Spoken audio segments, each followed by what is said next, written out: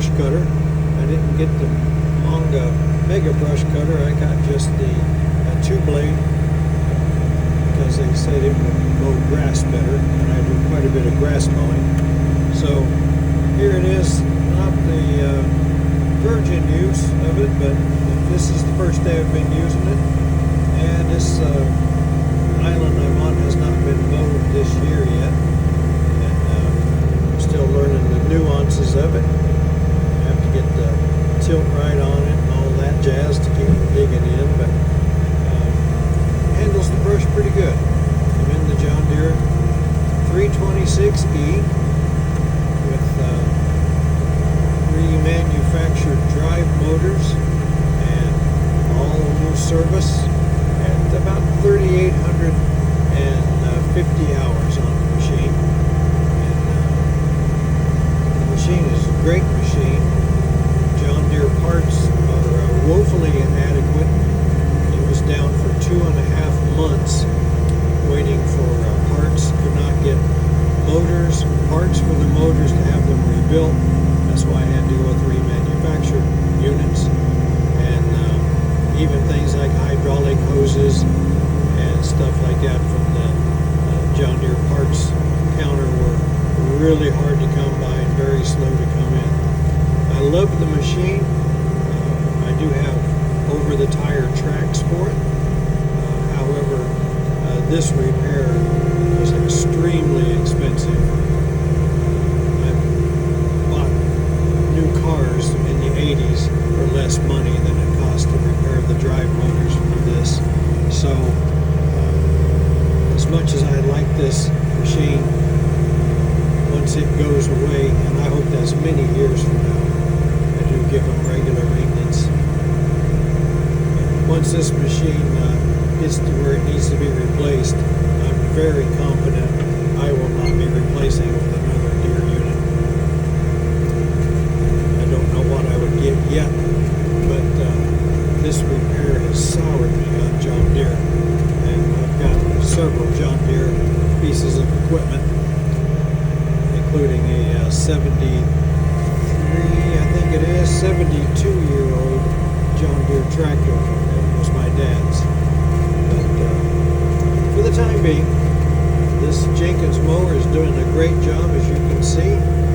It is going through this tall grass, thick grass pretty good. And I'm only running 2,400 RPM on this, on the engine right now. I'm using standard flow, which is all I have on this machine, hydraulics. This Jenkins mower does a very good job. It has a floating hitch down here, and does a fantastic job. Sometimes I have to lift the front of it up because it will ball up material underneath the front corner like it's doing right there. It has a 6-inch roller on the back, much like a flail mower would have, so it rides on the ground comfortably. I can float the boom and use the I just use the bucket curl to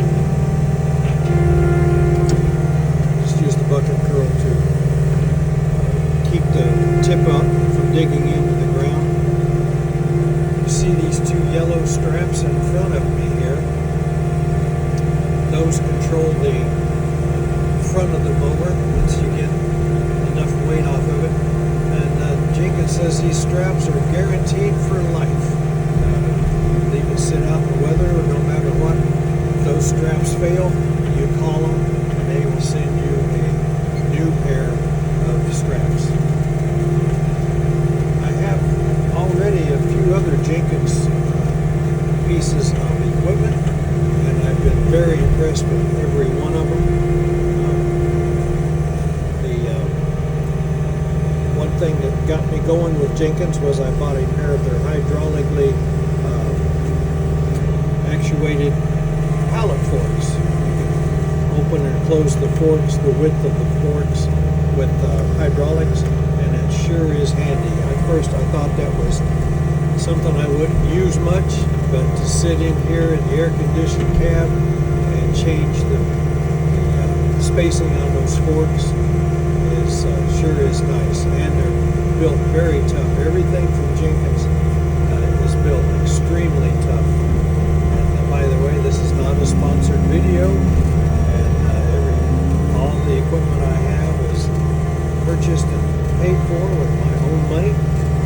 And so I'm giving an honest review, but I went ahead and bought more Jenkins equipment because so far everything I've got from them has been very well built, very sturdy built, and held up very well. Going down toward the creek bank here. It's actually steeper than it looks. It's kind of straining a little bit in my seat to stay in it. I have to push back with my feet a little bit. And this mower and this John Deere 326 is doing a great job. 326 is a 74 horsepower Yanmar engine, and the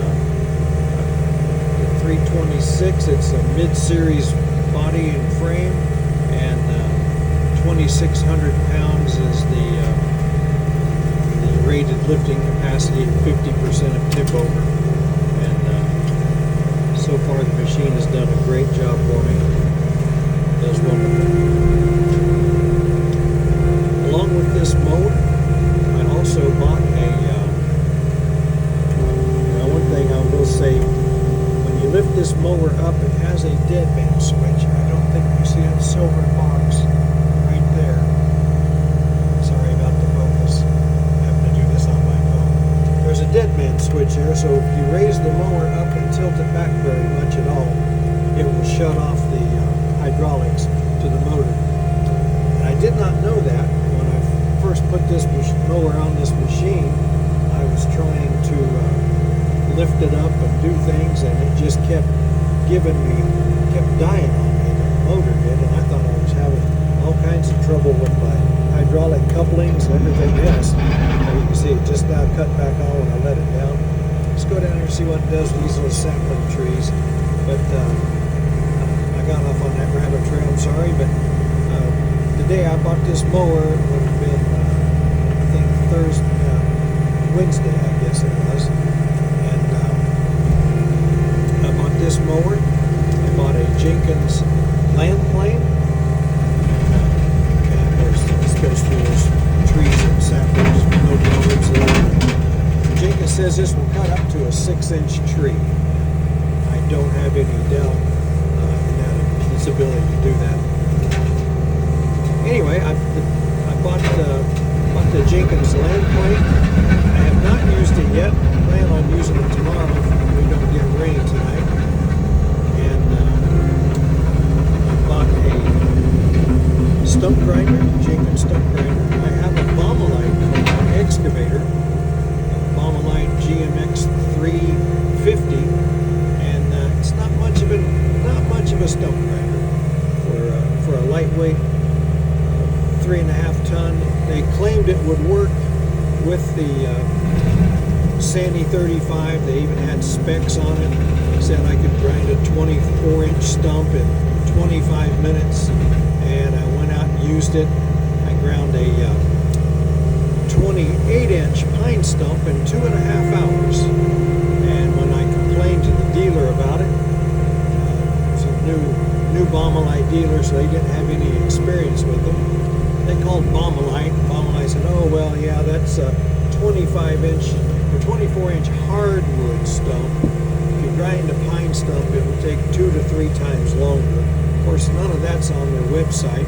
None of that's in any of their information. And I even called the company and talked to Bommalite, and they sent me some test equipment, tested pressures and everything. And they told me that their stump grinder was working perfectly normal. It's just that basically, it's their website information doesn't give you all the fine print. So, not happy with the Bommalite product I have.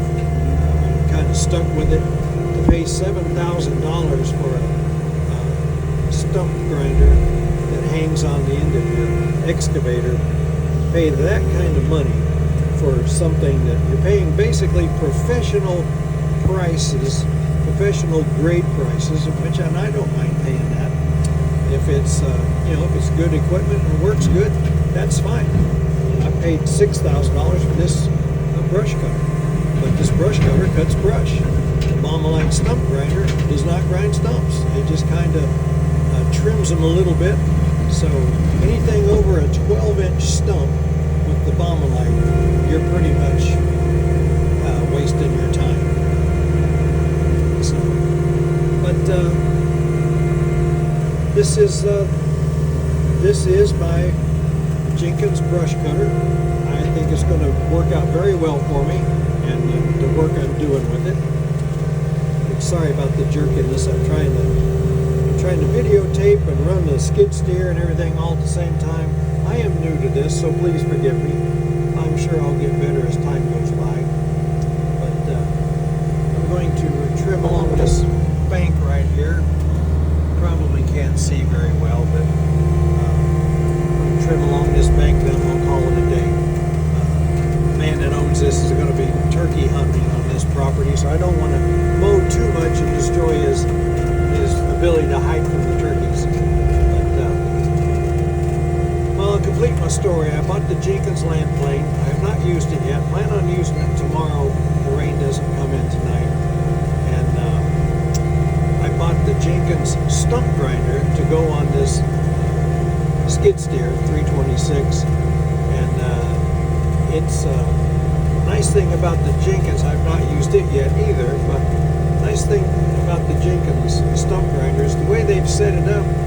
You just use your switches here on the stick. Use the switches on this for up and down, and on this side over here you use that for left and right.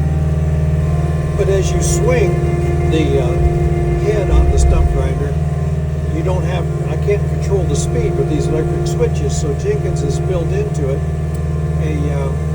basically a governor as the